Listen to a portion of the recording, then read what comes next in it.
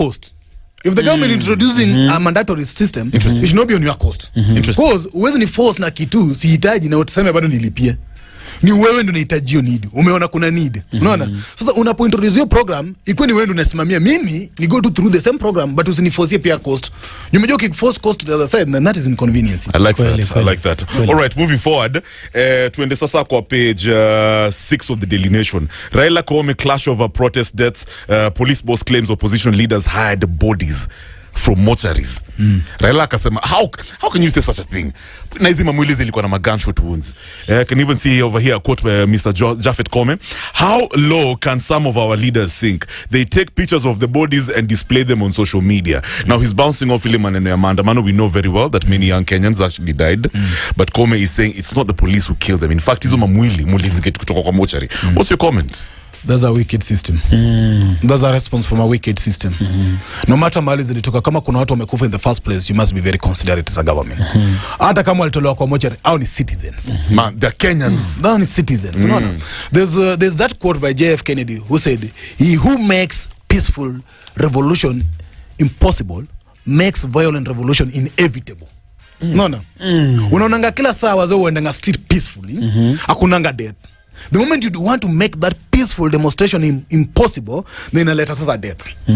You make violent one inevitable. Unaona? So the system ni gavana faikwe serious. Watu walikufa tunajua. Watu walikufa. Mbona gavana sikuje tu honestly on kwamba hawa ndio walikufa. No, question is why should opposition fit bodies for government issues? Kwani imefika mahali paka sasa hizi tumeeta politics imekuwa ni ya mabodies. It's true, mas I don't understand. And let me ask, kuna serikali walihandleaje maandamano in terms of crowd control vitu hizo? One I will say is especially the police. It was not professional. You see, the right to demonstrate is in the constitution, and so many times the police have overused that right. In fact, they take it like it is them the custodian of demonstration. The constitution only provides that any demonstrator should give a notification. Yesterday I saw this social justice or whatever wrote a letter to the police. The letter should be notification. Mimi nimejaribu kuandika letter to police niwaambia nataka ku protest, wakakataa.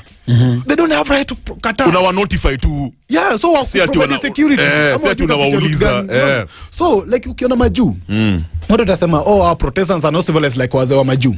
But when Malcolm X said violence is a self-defense for that who is not defend. Kama hauko armed, violence become a self-defense. It's not a means, it's a self-defense. For example, when niambie kwa law, kuna mahali mawe kwa arm ama ammunition. See. Unaona? But why do you resort to mawe? That's because it's very accessible. Liko hapo and because I feel why do you resort to mawe? I feel offended. I feel wameni attack. So I'm using it as a defense mechanism. That's the question. Why do you resort to mawe? Umaona wazee wakitembea peke yao hivi wakienda tao. Watachukua mawe waanze kupigana. No, when they see danger, because the people are coming in danger. Reactions. And kuna wazee walijaribu. Unaona kama mali kuna niona police fulani Migori huko, alikuwa amesimama side fulani anaongea na wananchi huko anawaambia ufanyeni hivi mavijana. Hakuna haja tupigane at the end of the day.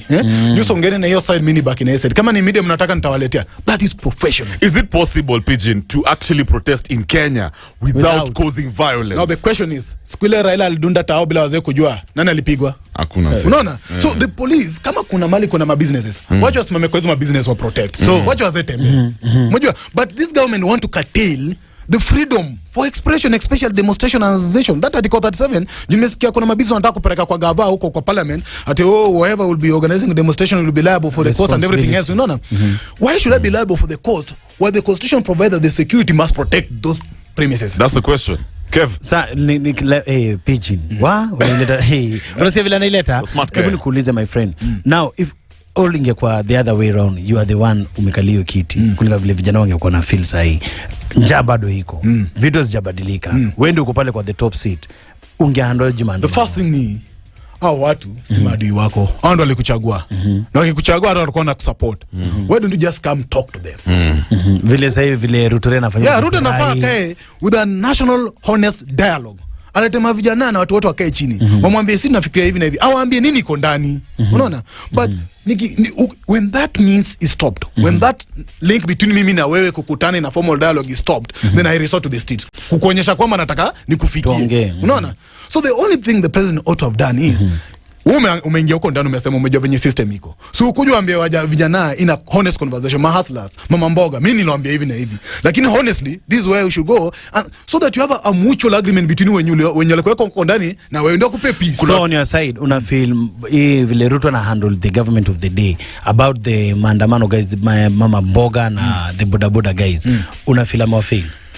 Reality is that wale wenye wali celebrate, wale watu ndio na mama mboga ndio wako kwa hiyo street. True. So it's a serious inward conversation that he must do a soul search. Mbona watu niliwaambia just a year ago wamerudi kwa street. So what does that mean ukisikia Kimani Chungwa akisema they're not going to talk about the high cost of living kwa hiyo dialogue? One thing does it mean that wameacha kufightia kujaribu kusort out my hustlers? No, that's honest. They are never for hustlers. They were never. They only got an opportunity and a disadvantage mahali ya mahasla naumia na wakatumia. But the problem they must know in their mind that no one stand against it. So what do you think Kenyans think about this dialogue now? Sasa kama muongee story high cost of living, then what's the point? How do you think Kenyans wata receive dialogue basi? I mean, kama watu ongee story high cost of living. This is a series of betrayal. Come my watch series, movie series. This is just episode fulani ya betrayal. There has been betrayal in the city. We call it betrayal of the real people. And this betrayal has been taken over since independence. Kila politician amekujanga na betrayal promise. What it can do is two things. One, the people might gang up one day and they might end up chasing all politicians. Or two, the people might stop the political processes. Now achane na unaona vile kama to 2022 over 8 million waliachana nayo kweli. And when it goes like that, it means people don't see the need. Yeah, it's interesting kwa sababu hata jana tulicheki on the dailies walikuwa wanasema there's a unemployment pandemic in the country, and so you're saying hizi mashida zote tukicheki politicians, they're not sorting them out for us, there's no actual public interest, then Kenyans will just stop engaging. They'll do two things. They'll either engage roughly to remove them or stop. Unaona? Jinafika malo unaona sasa kama kila siku naamka kila siku na some hope. Naenda na elective jamaa ananiambia paka yeye ni part of me. Then nafika huko kesha na ni betray. Let me ask you something. Yes. We talked about juzi we saw the president talking about the quality of his cabinet. Ati kuna watu wenye wako incompetent hapo. How can he know more about your department more than you know? Is the cabinet failing our president? Who appointed the cabinet? So who is incompetent? So who is incompetent? Before I become incompetent, it means you who appointed me is the incompetent person. So it's the president who is incompetent. He's incompetent. How do you bring incompetent people in the place? Alafu unaanza kuniambia ati najua moko kuuza. Kwani nilikuja aje hapa? Sangepewa mama mboga na mtu Anduthi aone kama watakuwa incompetent. Angeweka mtu Anduthi juu kuna mtu Anduthi akona degree. Kwanza kuna hao makabinet anaona hata degree. Is there any cabinet secretary amekubamba umesema this one is a Matiangi? I'm using Matiangi as an example because they said it was very good. Yeah, I find Kindiki being more rational despite ya kututuma force mob ku fight wazee kwa ground, but generally igava napata ni kama mistake walifanya wale kama politicians mob kwa cabinet, which is so wrong. Cabinet inafai kuwe technocrats. So walisema ni shareholders. No, wacha nikwambie sasa shareholders ndio kampuni itavunjika, ndio maana watu wengine wanataka pia kuform kampani yao ya share yao. And that is not how we should run this country. As we wrap up, guys, MVPs, piga simu 0719012700 in a bit. Kevo, maybe you should ask Mehesh about that book because ametuambia off air he actually read it. Talk about the title and what stood out for you from that book. I'd like to pick your brain. Kwa hii story mimi niko na kitabu mwipa. Hiyo nipanisia sana. Inaitwa Rust and Resistance. Yes. Unaona, I like this book manze. Wangenipatia tu awakening twingi sana. Ni Horace Kimbo. Yes. Tuko naongea story ya the legalization of marijuana. Yes. Kwa hii story ukipata hii kitabu ile story wameandika kuhusu marijuana, wanakuonesha marijuana ilikuwa ni the biggest plant ambayo ilikuwa inasaidia Muafrika. Yes. Ili kina president kama kina the first president of America, Washington. Yes. Walikuwa na own acres and acres and acres of marijuana. Yes. Marijuana still stand to be the only plant ambayo inatoa the best materials za kujengadi nguo. Yes, exactly. In fact kujengadi do. Unashika na on your take Joe Pigeon. Hii historia ya marijuana legalization ndio topic kubwa inaendelea sasa duniani. Ungekuwa wewe ndio prezo sahi, ungeifanyaje? First on Rastas, I believe that they are the liberators. Rastaman does the liberation without any pay. He's a man who can go out and do anything without any pay. They do it for liberation. Wow. So I'm either Rasta without dreadlocks, but I'm a Rasta. True. One thing I believe that hiyo story ya marijuana, let me tell you for honestly. Nani alisema iko illegal? System. In fact, Babylonian system. Now, mbona wanasema iko illegal na the same system owners ndio wanaisell? Mbona? Unaona like hii country, unaona Wajakoya na ole Justina walikuja na project fiti sana. Mbona ututaxi heavily kama ungeplant marijuana kama gava huko Galana Kulalu, hata kama si yetu we control to your space kwenye gava vile wanafanya UG venye sasa sasa wanaweka paka tax kwa watu wa miraa. Unaona sasa hata miraa ilikuwa inaleta kitu wanaweka tax. Mbona msiplant marijuana if you don't want it to make it legal to us, plant it, generate money. Let's take a short break alafu tamaliza na hizo ma comments because producer Mr. Time is moving. We can give our MVPs a chance, but you continue with that marijuana conversation. 0719012700 guys, tupige simu manze, MVP report and go down. We are hanging out with a brilliant mind, a young man who ran for president last year, and it was Pigeon Odimwengu, former presidential candidate. Today we're talking about Ruto's presidency 1 year later. How would you rate it, man? How would you describe it, if I can put it like that? Yeah, man. Lines are open. Tupige simu. More vibes to keep you moving.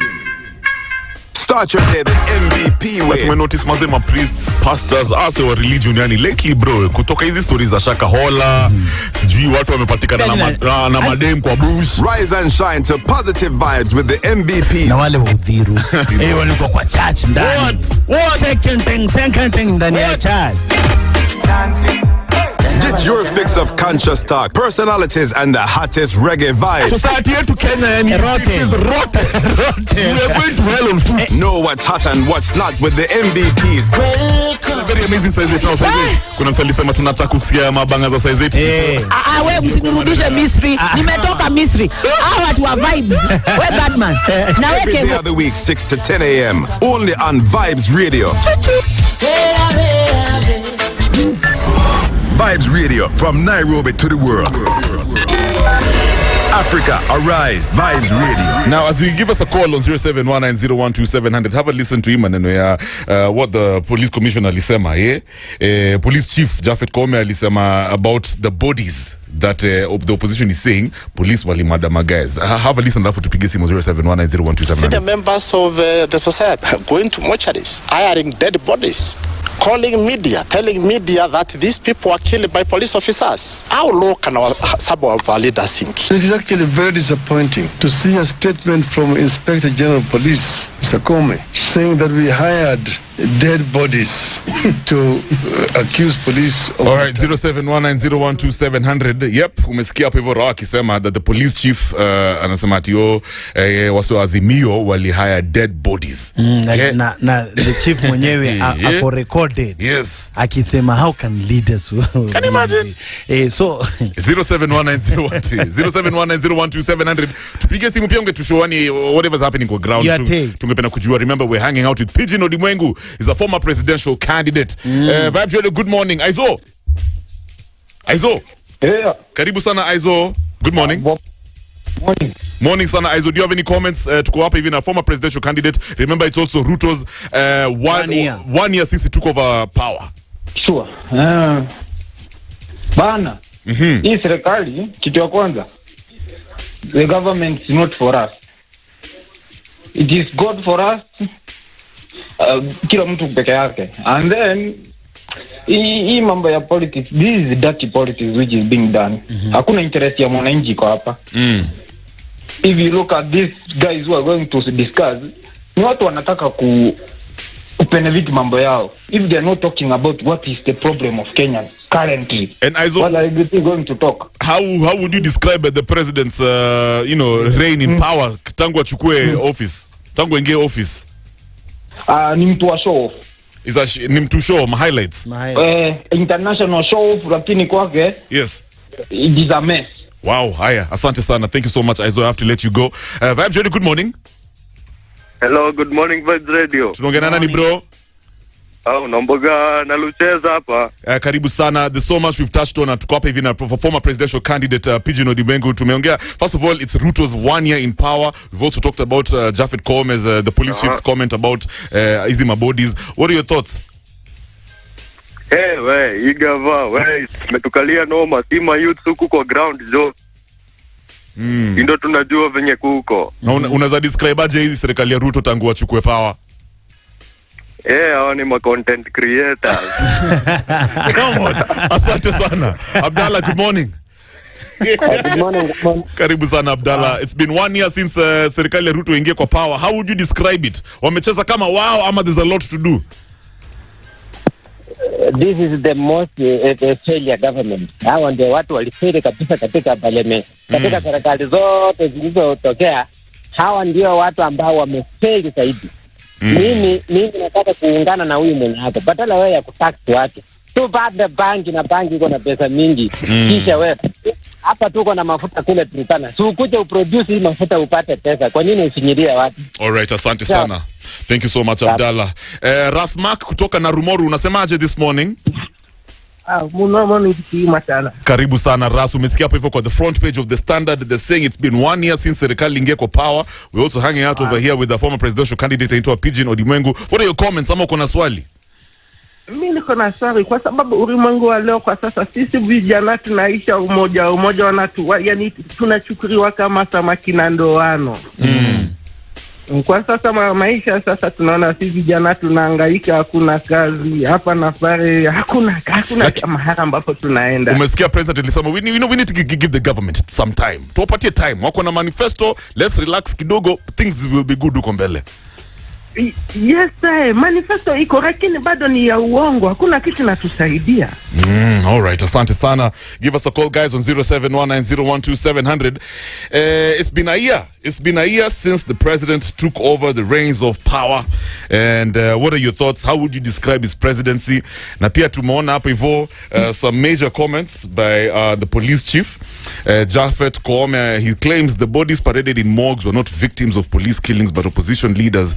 Terms his allegations outrageous and insensitive to grieving families. We've touched on that, guys. We're hanging out na mheshimiwa mazee anaitwa Pigeon Odimwengu, former presidential candidate. Let me talk to Kevo. Good morning, bro. Yo, good morning Kevo Machara na Kevo Batman yaje. Fresh barida. Tuko hapa hivi na mheshimiwa Pigeon Odimwengu, former presidential candidate. Tuko na swali ama comment. And of course, how would you describe our president's reign in power tangu achukue office? 1 year, it's been 1 year.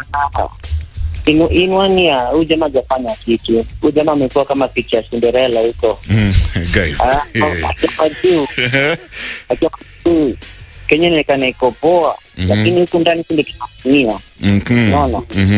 Like sema wakati mshepagi ndio kama alikuwa baba. Alikuwa kile profession. Hata kama hivi sisi Kenya hajafika. Ni kila mtu ametuni nini asumbuke kazi yake. Alright. Na so nasema already ni vile hajapatiwa time afanye mambo yake, maybe apatiwe time, maybe zinaweza change. Hata ni bana Kevo Batman. Okay, na kila daro exam ikifikaga muda kwamba fanya exam apata gipeni ile time exam kifika hivi exchange hivi kidogo anapata paper zake, no kweli. Alright. Asante sana Sairo. Good morning. Good morning Vibes Radio. Karibu sana kwa Morning Vibes. Tuko hapa hivi na former presidential candidate Pigeon Odimwengu. Kuna comment yote? It's been a year since Ruto took over the reins of power. Unasemaje? Mimi venye naweza sema Kev. We got a long way to go juu wenyewe. Promises zote zilisema hakuna yenye imetendeka jo. So imekuwa tu mbaya sana. Alright, asante sana. Big up on yourself. Guys, comments zinaka deadly sana hapa hivi kwa social media. Kevin, what has stood out for you? Mimi hapa kuna nyingine nasema ni jamaa aitwa Sasha Empress analia good morning Kevos. Locked in from Githurai. Kwenye topic Koome husema ukweli. Fear that man from Meru. Kunishika na Koome simesikia vile amesema bodies zilihaiwa. They were hired. Alafu sasa kuna kiguru wa command analia yes they hired bodies and shot them with bullets and blamed the police. He's being sarcastic. Yeah, unajua jana shindo as in like kila mtu anaona manzi. It doesn't make sense. Tukweni tuchenchini mindset zetu na tuanze kuangalia ukweli na kila mtu amanapo.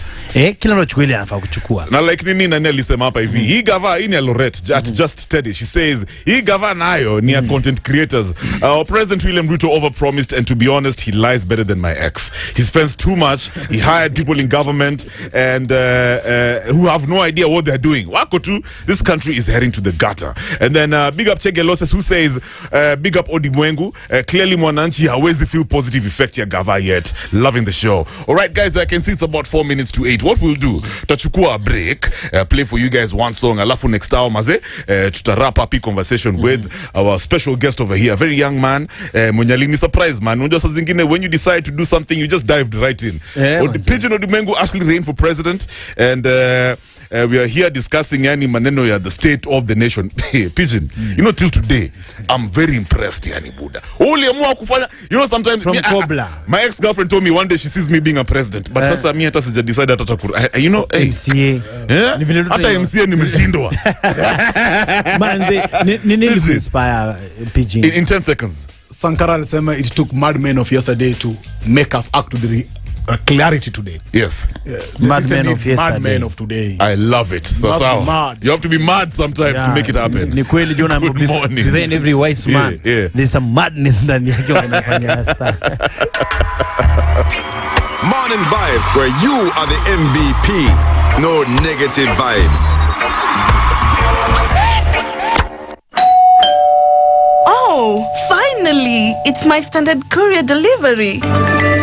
At Standard Courier, we know that your time is valuable. That's why we guarantee swift and efficient deliveries to your doorstep every time. Give us a call on 0793 599 684 or schedule your next delivery by visiting our website www.standardmedia.co.ke/courier. Trust Standard Courier service for all your courier needs.